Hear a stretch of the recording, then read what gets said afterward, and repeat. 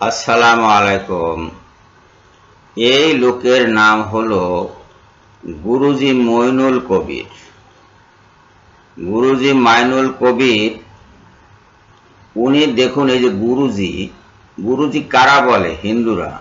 এটা হিন্দু কালচারের অন্তর্ভুক্ত শব্দ না, শব্দের হিন্দুত্ব নাই, মুসলমানি নাই, কিন্তু এই শব্দটি সাধারণত ব্যবহার করে হিন্দু সমাজ, হিন্দু সংস্কৃতিতে এটি পাওয়া যায়।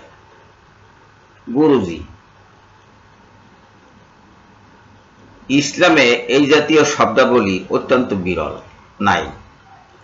তো উনি গুরুজি সেজেছেন, সম্ভবত কোনো আকড়া টাকরা গড়ে তুলেছেন এবং সেখানে শিষ্য সামন্ত বেশ কিছু জোগাড় করেছেন। চ্যানেলের নাম হলো ফকিরি বিডি। এই ছেলেটা ইসলাম বিরোধী বহু ভিডিও ছাড়ছে। ওনাকে আমি বিতণ্ডী বলছি, কেন উনি বিতণ্ডা সৃষ্টি করছেন। উনি নামাজিকে পাপী বললেন আর পাপীদেরকে দিলেন মুক্তি। এখানে দেখুন হেডলাইনটা ওনার ভিডিওর, প্রচলিত নামাজের নামে চলিতেছে সার্কাস। নামাজে কি কোনো সার্কাস আছে? নাই। উনি নামাজটাকে সার্কাসের মতো একটি জঘন্য কাজে রূপান্তরিত করেছেন। আর মুসল্লিদের কপালে যে দাগ থাকে, নামাজের দাগ, সিজদার দাগ, সেই দাগটা নিয়ে তিনি উপহাস করছেন। অপরাধী চেনার উপায় হলো কপালের দাগ। আল কোরআন বলছে, কিন্তু আল কোরআনের যে সূরা উনি এখানে রেফারেন্স হিসেবে দিচ্ছেন, 55 নম্বর সূরা আয়াত নম্বর 41, সেটা হলো সূরা আর রহমান। আর এই নামাজকে তিনি দিচ্ছেন ধোঁকাবাজি হিসেবে দেখিয়ে। এখন এই ওনার যে এই কথাটা যে কিয়ামতের দিন অপরাধীকে চেনা যাবে কপালের দাগ দেখে, এই কথা কিন্তু কোরআনে নাই, কোথাও নাই কোরআনে। কোরআনে কি আছে সেটা আমি বলছি, পরে আপনাদের দেখাবো। কোরআনে এই 55 নম্বর সূরা আর রহমানে আছে যে পাপীদেরকে চেনা যাবে তাদের চেহারা থেকে, তাদেরকে কোনো প্রশ্ন করার দরকার হবে না, তাদের চেহারা দেখে পাপীদেরকে চেনা যাবে। এবং চেহারা, কপালের দাগ কিন্তু নয়, চেহারা দেখে, তাদেরকে চেহারা দেখে কিংবা তাদের লক্ষণ দেখে তাদেরকে পাপী হিসেবে চিহ্নিত করা হবে এবং মাথার চুল আর পায়ের গোছা ধরে তাদেরকে টেনে হিঁচড়ে জাহান্নামে নিয়ে যাওয়া হবে। এটা হলো সূরা 41 এবং 42 নম্বর আয়াতের ভাষ্য 55 নম্বর সূরা। আরো বিভিন্ন সূরায় বিভিন্ন রকমের লক্ষণের কথা বলা হয়েছে, যেমন সূরা কিয়ামার 22 ও 24 নম্বর আয়াতে বলা হয়েছে। 22 নম্বর আয়াতে বলা হয়েছে সেদিন কিছু মুখ হবে উজ্জ্বল, মানে পুণ্যবান যারা, তাদের মুখ হবে উজ্জ্বল। হাদিসে বলা হয়েছে নূরের রশ্মি দেখা যাবে তাদের চেহারায়, তারা পুণ্যবান ব্যক্তি, নামাজি ব্যক্তি। আর 24 নম্বর আয়াতে, সূরা কিয়ামার 24 নম্বর আয়াতে বলা হয়েছে কিছু মুখ হবে মলিন, অন্ধকারাচ্ছন্ন, কালিমা লিপ্ত, বিবর্ণ, তারা হলো পাপী। পাপীদের চিহ্নিত করা সহজ এখানে। এখন এই জিনিসটাই, যে জিনিসটা আপনার চেহারা দেখে নির্ধারণ করা হবে কেন তারা মলিন, সেই কারণে। আর হোয়ারাজ নামাজের যে দাগ, সেই দাগ হবে নূরের মতো রশ্মিযুক্ত কিয়ামতের দিন।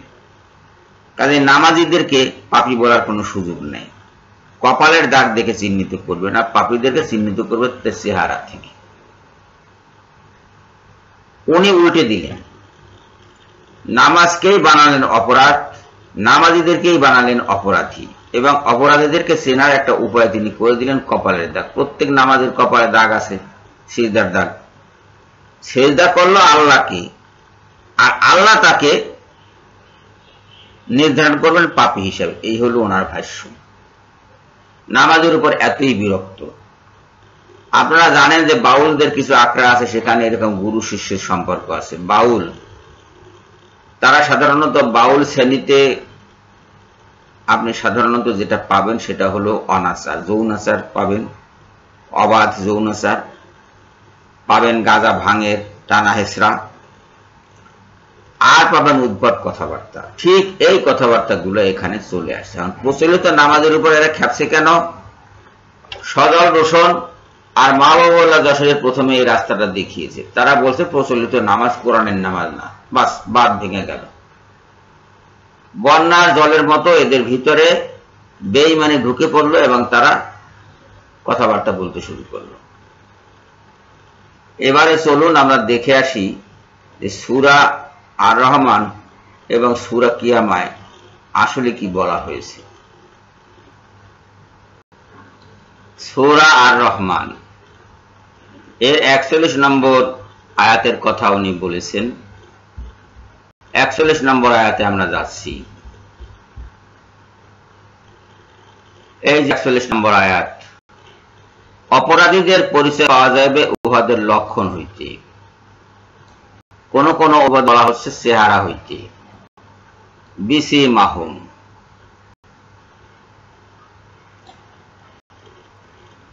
এই যে বিসি মাহুম, উহাদের পাকড়াও করা হইবে মাথার ছুটি ও পা ধরিয়া।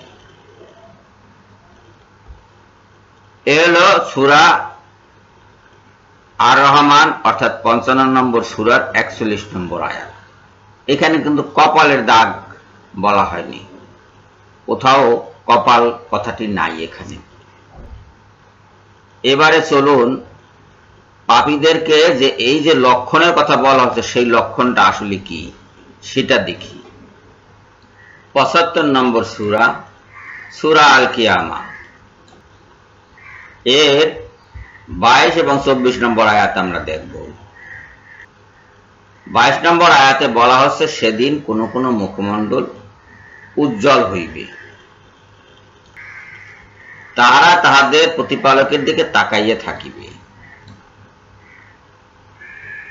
আর কোন কোন মুখমণ্ডল হইয়া পড়িবে বিবর্ণ মলিন, আশঙ্কা করিবে যে বিপর্যয় তাহাদের উপর আপতিত হইবে। এই হলো চেহারার লক্ষণ। পাপীদের মুখমণ্ডল বিবর্ণ হবে, কালিমা লিপ্ত হবে, মলিন হবে। এই চেহারা দেখে তাদেরকে জাহান্নামে নিক্ষেপ করা হবে। কপালের দাগ দেখে নয়। কপালের দাগ যাদের হবে তারা তো মুসল্লি, মুসল্লিদেরকে তো জাহান্নামে ফেলবে না, মুসল্লিদেরকে দেবে জান্নাতে পাঠিয়ে। সেটার প্রমাণও আছে, একটু পিছনে গেলে আমরা সেটা দেখতে পাব। চলুন সেটা দেখে আসি। 74 নম্বর সূরা আল মুদ্দাসসির, এই সূরার 41 থেকে 45 নম্বর পর্যন্ত দেখলে বুঝতে পারবেন যে জাহান্নামে মানুষকে কেন পাঠানো হবে, কেন সাকার নামক জাহান্নামে পাঠানো হবে। এখানে অপরাধীদের সম্পর্কে প্রশ্ন করা হবে যে তোমাদেরকে কিসে সাকারে নিক্ষেপ করেছে। উহারা বলবে আমরা মুসল্লিদের অন্তর্ভুক্ত ছিলাম না, আমরা মুসল্লিদের অন্তর্ভুক্ত ছিলাম না, এই কথা তারা বলবে। এই যে মুসাল্লিন, 43 নম্বর আয়াত, এই মুসাল্লিনদের অন্তর্ভুক্ত ছিল না, অর্থাৎ নামাজ পড়ে নাই, সেই কারণে তাদেরকে কোথায় নিক্ষেপ করা হবে? সাকারে। সাকার কি? ভয়াবহ অগ্নি, ভয়াবহ অগ্নি যেখানে আসে অগ্নিময় জাহান্নাম, সেই জাহান্নামে তাদেরকে পাঠানো হবে। আর এই ভদ্রলোক, যে ভদ্রলোককে নিয়ে আমরা কথা বললাম, গুরুজি মাইনুল কবির, উনি মুসল্লিদেরকেই জাহান্নামে পাঠানোর ব্যবস্থা করলেন। কেন? তাদের কপালে নামাজের দাগ আছে। কত বড় শয়তানি আপনারা চিন্তা করে দেখুন। কোরআনের আয়াত একরকম বলছে, ঠিক তার উল্টো অর্থ তারা করছে। আর এইগুলা মুসলমানের ছেলে পেলে ভোগ গ্রাসে গিয়েছে। কোথায় যাবেন? এদের হাত থেকে পালানোর জায়গা আছে, একমাত্র আল্লাহ জায়গা করে দিতে পারেন। আল্লাহর কাছে প্রার্থনা করি এদের হাত থেকে আল্লাহ যেন আমাদেরকে রক্ষা করেন। এদেরকে যে নামে ডাকা উচিত সে নামে আমি ডাকবো না, আল্লাহই তাদেরকে সেই নামে ডাকবেন সময় মতো। সবাইকে ধন্যবাদ জানিয়ে এখনকার মতো বিদায় হচ্ছি। আল্লাহ হাফেজ।